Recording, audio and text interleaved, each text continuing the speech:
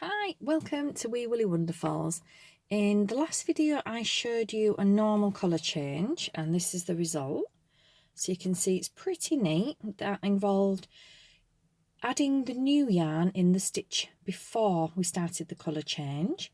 So you can see it's pretty neat. There is a little tiny bit of a step, but nothing much noticeable. If we didn't start the step before, it would have been much more noticeable, but that is much neater. But in this video, I'm going to show you the Jogless Colour Change, which is a little bit more of a challenge. It's more complicated and can take a little bit to get your head around. So you'll need a few attempts. I had to write it down as well, so I couldn't remember each stage.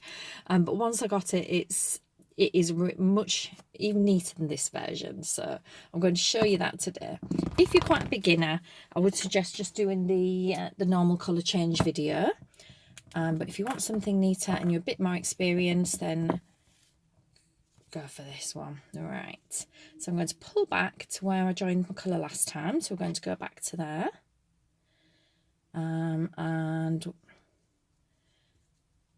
so I'm ready to colour change now. So the next stitch is where I'm colour changing. So what I'm going to do is I'm going to go into the back loop only of the next stitch. This has already been cut off because we did the colour change previously, and I'm just pulled it back out. So we're going to go into the back loop only, and then we're going to pull the new colour through, but we're not going to do a double crochet. We're just going to pull it straight back through like so. That's all we've done. So it's a bit like a slip stitch, but into the back loop only. So that's the first stage. The next stage is we're just going to carry on with our new colour, doing our double crochets all the way around. So I'm just going to do that until we get back to the beginning point. Don't knot the ends yet, because there's a special way of doing that, which I'm going to show you in a moment. With everything crochet, it does seem tricky, complicated at first, and you think, I'm never going to get the hang of this. It's just practice, you will, and it's definitely worth persevering. So I'm just doing a double crochet in each stitch just to get me back to the beginning where we slip stitch to join our new colour. So what I'm going to do is when I get to the last stitch in the old colour here, so I've just got one stitch left in the grey. Now if we look here, you can see, because we only worked into the back loop, there is a front loop here, and you see that, which is just there. That's the front loop that we didn't work into the last round. There, that line there. And what we're going to do is, instead of just working into the stitch normally with the V, we're also going to pick up that front loop, go under that, and go under both loops of the other stitch. So we're going under 3 loops, and then we're going to work the stitch as normal. I know this seems a little bit odd, and then we'll carry on a few stitches because we need to just get past it before we tie it off. So we'll go past like so. Now that's our change. So what we're going to do at the back is we're just going to gently pull both of the colours just to tie it up.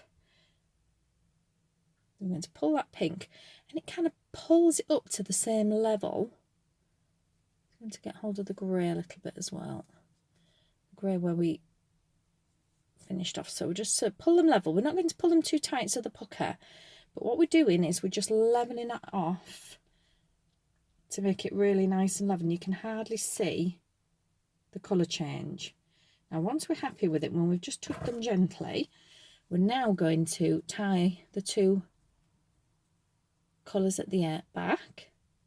So we're just going to tie them off just to make sure that they don't come unravelled. We don't want unravelling. We don't want holes in our work. So I'm just going to double knot them and pop them inside. And as you can see, you can barely notice. And it's because we did the slip stitch with the new colour and then picked up that slip stitch with the new colour on the next round, that it's just tugged it up a little bit so there isn't a step and made it really even. So we can hardly tell that that's there. This looks bigger here because we've started on to the next round, but the colour change, pretty much invisible. You probably have to watch this video several times to get the hang of it, but just keep persevering because it's a really neat way, especially if you're working on the face of a toy or somewhere where it's really noticeable. Then I would say it's worth doing this method.